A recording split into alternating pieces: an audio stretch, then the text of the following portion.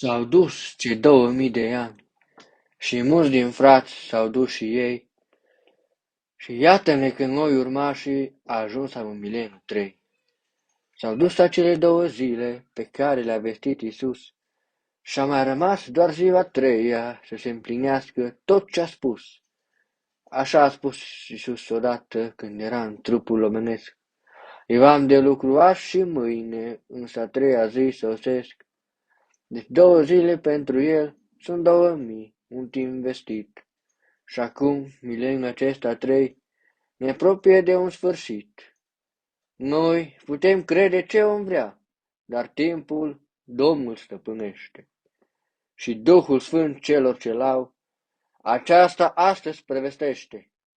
Se apropie clipa finală, lucrarea este spre sfârșit, iar locul pentru altă viață Iisus deja l-a pregătit. Eu n-am ce să vă spun acum decât ce am primit de sus și conținutul e acesta. Iubiții mei, vine Iisus. Voi, frații mei striviți de cruce, purtați mereu din val în val, corabia vieții noastre se apropie acum de mal. Ne apropiem de acum de țărmul ce mulți din noi l-am așteptat. Ne apropiem de veșnicia celui ce ne-a răscumpărat. Ne apropiem, Duhul anunță pe toți acei ce priveghează. Simțim cum Duhul Sfânt trimisul își pregătește porumbița, ca în ziua când va începe nunta se poată împlini dorința. S-a dat deja de mult semnalul intrării în mileniul 3, încep surprizele să apară și încolonarea, dragii mei. Chiar dacă vine întâi durerea, chiar dacă vine întâi amarul, chiar dacă vine întâi Golgota și trebuie urcat calvarul, chiar dacă vin și o să vină, ele acum se pregătesc. Dar într-o zi s-a dat semnalul și toate rând pe rând pornesc. O să apară Anticristul și alte ordini mondiale, se instalează semnul fiarei și toate ne vor sta în cale.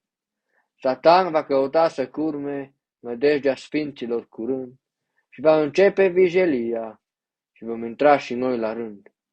Nu vor fi numai zile bune, nu aici e noul paradis, că la sfârșitul cărții sfinte există un apocalips și nu e pus acolo în carte așa ca noi să-l ocolim.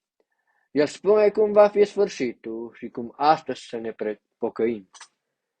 Dacă suntem azi aici, iubiții mei, e un mare har.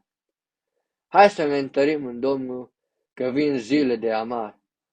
Hai să ne umplem astăzi vasul cu un de lemnul sfânt de sus. Și dacă o fi să vină noaptea, să fim buni pentru Iisus, să fim făclii ce sparge besna, să fim fecioare ce veghează, să fim mireasa care așteaptă și în așteptare priveghează. Că atât ne mai rămas din noapte pentru acei ce sunt mireasă. Să vină Cel ce a spus că vine și să ne ducă El acasă. Că nu-i ușoară așteptarea când nopțile se tot lungesc.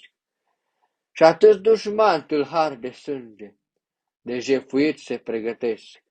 O, nu-i ușoară așteptarea și privilegia pe pământ. Și nici nu am avea izbândă și n-am avea pe Duhul Sfânt. Din ar fi El ca să aprindă a dragostei valorii noi. Din ar fi El putere sfântă ce dă putere la lucrători. Din ar fi El să ne hrănească cu alimentul sfânt de sus.